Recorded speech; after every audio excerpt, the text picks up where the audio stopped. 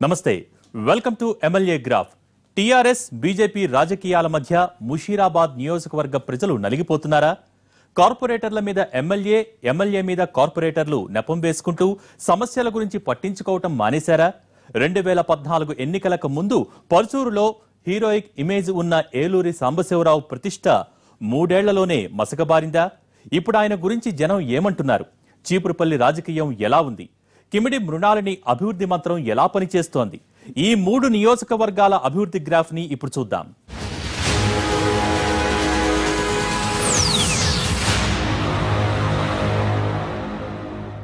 కార్పొరేటర్లు సహకరించడం లేదా ఎమ్మెల్యేకి శ్రద్ధ లేదా ముషీరాబాద్ నియోజకవర్గంలో ఏం జరుగుతోంది బస్తీవాసుల బాధలు తీర్చడానికి డాక్టర్ లక్ష్మణ్ కనీస ప్రయత్నం చేస్తున్నారా మా పార్టీ అధికారంలో లేదు కాబట్టి మేం చేసేదేం లేదని సైలెంట్ అయిపోయారా బీజేపీ తెలంగాణ అధ్యక్షుడి నియోజకవర్గంలో జనం తాగటానికి స్వచ్ఛమైన నీళ్లు కూడా ఎందుకు ఇవ్వలేకపోతున్నారు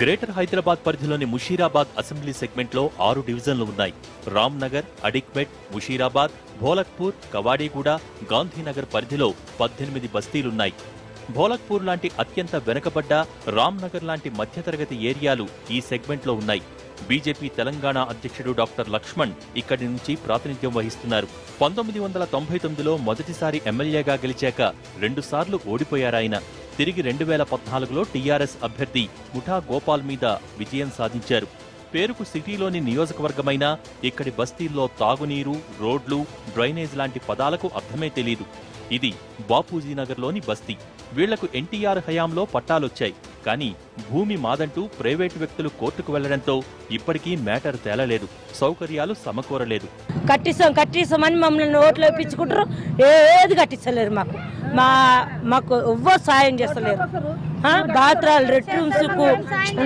రెట్రూమ్స్కు మా బాత్రాలకు చాలా ఇబ్బంది ఉంది 50 ఏళ్ల నుంచి చిన్న పిల్లల నుంచి పిల్లలకు కొడుకులకు అవుతారు మళ్ళీ అలా గుడిసె ఎట్లా రావాలి 5 మంది 6 మంది ఒక కుటుంబంలో ఒక గుడిసెలా మేము ఎట్లా ఉండాలి గిత గుడిసెలా ఇంట్లో పాములు వస్తున్నాయి తొండలు వస్తున్నాయి చిన్న పిల్లలు చిన్న పాపలు ఎవరికి పట్టలేదు ఇన్ని సంవత్సరాల నుంచి మేము ఇంత ఓజుగా వచ్చినాం ఇప్పటి వరకు ఇలా డబుల్ బెడ్రూమ్ కాదు సింగిల్ బెడ్రూమ్ లేదు అసలు ఉన్న ఇల్లులే అసలు సేఫ్టీ లేకుండా అయిపోయింది మేడం ఉన్న ఇల్లులపై ప్రైవేట్ ల్యాండ్ అని చెప్పి కోర్టులో కేసు వేసారు నియోజకవర్గంలో చాలా చోట్ల ఇళ్లకు అతి సమీపం నుంచి విద్యుత్ తీగలు వెళ్తున్నాయి అండర్ గ్రౌండ్ కేబుల్స్ వేయమని ఏళ్ల తరబడి మొత్తుకుంటున్నా ప్రయోజనం లేదు మిగతా రోజుల్లో ఎలా ఉన్నా వర్షాకాలంలో ప్రాణాలు అరచేత పట్టుకుని బతుకుతున్నామని అంటున్నారు స్థానికులు అక్కడ వైర్ ఇట్లా బట్టలు ఆరేస్తుంటే చెయ్యి కరెంటు వల్ల కాలింది మొత్తం కాలిపోయిందండి ఇబ్బందిగా ఉంది మాకు ఆ వైర్ తీసేసేయాలి మాకు అని ఉందండి చాలా ప్రాబ్లం అవుతుంది ఆ వైర్ తోటి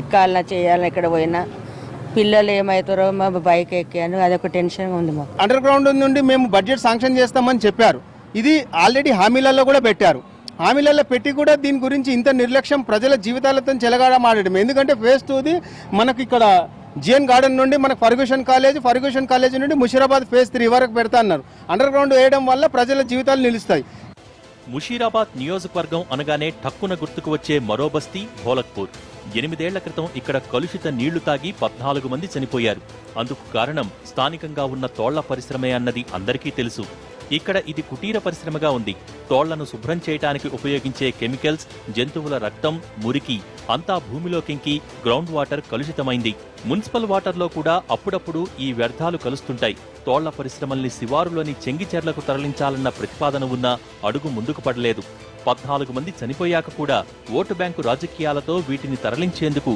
ఏ నాయకుడు సాహసం చేయటం లేదు ఇటీవల ప్రభుత్వం జారీ చేసిన జీవో 59 మీద స్థానికంగా తీవ్ర వ్యతిరేకత ఉంది రికార్డుల్లో ప్రభుత్వానిదిగా ఉన్న భూమిలో ఉన్న ఇళ్లకు 15 నుంచి 25% వరకు పెనాల్టీ కట్టాలంటూ నోటీసులిచ్చింది అలాంటి ఇళ్ల అమ్మకాలు కొనుగోళ్లు అదనపు కట్టడాలకు అనుమతులు అన్నింటినీ టీఆర్ఎస్ సర్కార్ నిలిపేసింది 60-70 ఏళ్ల నుంచి తమ ఆస్తిగా ఉన్న వాటిని ప్రభుత్వం అధికారికంగా గుర్తించిన వాటిని ఇప్పుడు కాదంటే ఎలాగని ప్రశ్నిస్తున్నారు స్థానికులు నిజాం ప్రభుత్వంతోని రిజిస్టర్డ్ చేసుకొని మున్సిపల్ అథారిటీస్తోని పర్మిషన్ పొంది ఇళ్ళు కట్టుకోవడానికి బ్యాంకుల ద్వారా లోన్లు తీసుకొని ప్రాపర్టీ ట్యాక్స్ ఈ రోజు వరకు కూడా ప్రాపర్టీ ట్యాక్స్, కరెంటు సౌకర్యము, వాటర్ సౌకర్యం ఇన్ని రోజుల నుండి మేము పొందుతున్నాము.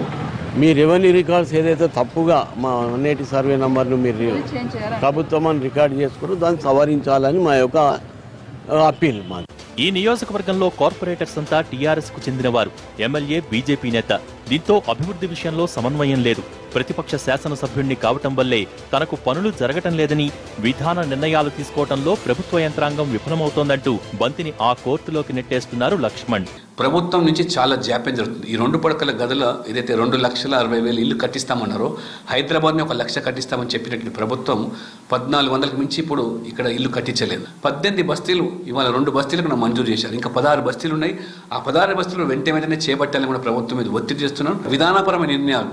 ఇప్పుడు ప్రభుత్వ భూమి అని చెప్పినప్పుడు రికార్డులో అది ప్రభుత్వ భూమి కాదు, అది ఆ వ్యక్తులతో ఇన్ని సంవత్సరాలు ఉంటున్నారని చెప్పి ఒక చిన్న నిర్ణయం ప్రభుత్వం తీసుకుంటే కొన్ని వేల కుటుంబాలకు మేలు జరుగుతుంది. ఈ పరిస్థితి ముషీరాబాద్లో దాదాపు సగం మరి ప్రాంతంలో ఇదే సమస్య ఉన్నది. ఈ రకమైన సమస్యలు చాలా ఉన్నప్పటికీ కూడా ప్రభుత్వం ఇంకా దాని మీద దృష్టి సారించదు. ప్రభుత్వానికి ఒకవేళ చేయాలని తలపున్న అధికార యంత్రాంగం సమన్వయ లోపం వల్ల ఎక్కడికక్కడ ఇవాళ మన పనులన్నీ కూడా ఇబ్బంది కలుగుతోంది, జాప్యం జరుగుతున్నది. టీఆర్ఎస్ నేతలు మాత్రం ఎమ్మెల్యేనే అందుబాటులో ఉండటం లేదు, పనంతా కార్పొరేటర్లే చేస్తున్నారని కౌంటర్ వేస్తున్నారు. విపక్ష పార్టీ రాష్ట్ర అధ్యక్షుడికి రాజకీయం తప్ప నియోజకవర్గ అభివృద్ధి పట్టడం లేదంటున్నారు. ఇప్పుడు ప్రతిపాదనలు పంపించి మా ప్రభుత్వ పరంగా కూడా గ్యారంటీ మా కార్పొరేటర్లు ఎమ్మెల్యే చెప్పకపోయినా మా వాళ్ళు కూడా ప్రభుత్వ దృష్టికి పట్టుకొస్తున్నారు. పట్టుకొచ్చిన తర్వాత చాలా చోట్ల డబుల్ బెడ్రూమ్ గురించి మరి మేము కూడా ఎవరైతే రికమెండ్ చేసినా వాటి గురించి కూడా ప్రభుత్వం ఈనాడు సహకరిస్తుంది. ఇక్కడ సమస్యలు ఎప్పుడు వాళ్ళు పరిష్కారం చేస్తున్నారు. ఈనాడు మరి డబుల్ బెడ్రూమ్ గురించి కూడా చాలా పెద్ద ఎత్తున కార్యక్రమం జరుగుతున్నాయి. మీరు దగ్గర 5-6 ప్లేసెస్లో కూడా ఈనాడు గ్రౌండ్ అవడానికి సిద్ధంగా ఉన్నాయి. ప్రభుత్వం నుంచి పూర్తి స్థాయి సహకారం లేకున్నా తన పరిధిలో చేయగలిగినంత చేస్తున్నానంటున్నారు లక్ష్మణ్. ₹1 కోటి స్పోర్ట్స్ కాంప్లెక్స్ నిర్మాణం, అశోక్ నగర్ బ్రిడ్జి రోడ్డు విస్తరణ, బస్తీల్లో సీసీ కెమెరాల ఏర్పాటు వంటివన్నీ తన ఘనతేనని అంటున్నారాయన. బోలక్పూర్లో ఇక్కడ ఉన్నటువంటి మైనార్టీలు, ఎస్సీలను దృష్టిలో పెట్టుకొని చక్కటి ఒకటి ఈ సెట్విన్ ఏదైతే ఉందో ట్రైనింగ్ సెంటర్ కొత్త భవనాన్ని కట్టించాను. దాదాపు 26 ట్రేడ్స్ ట్రైనింగ్ ఇస్తూ ఉన్నారు. చాలామంది వందల సంఖ్యలో ఇక్కడికి లబ్ధి చేకూరుతూ ఉన్నది.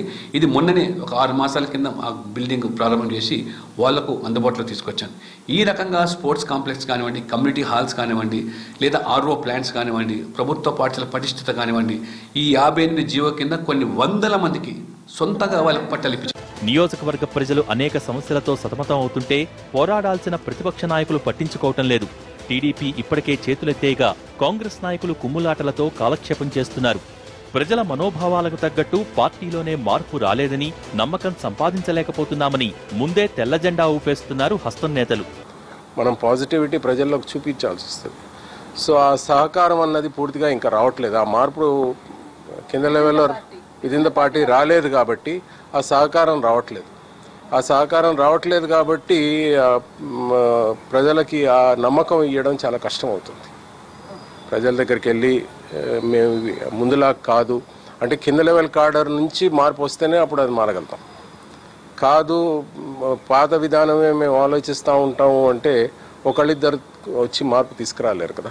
బహుముఖ పోరు ఉన్న ఈ సెగ్మెంట్లో నియోజకవర్గ అభివృద్ధి నామమాత్రంగానే ఉంది. అన్ని అధికార పార్టీ మీదకు నెట్టేసి ఎమ్మెల్యే చేయాల్సిన పనులు కూడా చేయకుండా తప్పించుకుంటున్నారన్న అభిప్రాయం లోకల్ గా ఉంది. కనీసం కార్పొరేటర్ల ద్వారా అయినా సమస్యలు తీర్చమంటున్నారు నియోజకవర్గ ప్రజలు.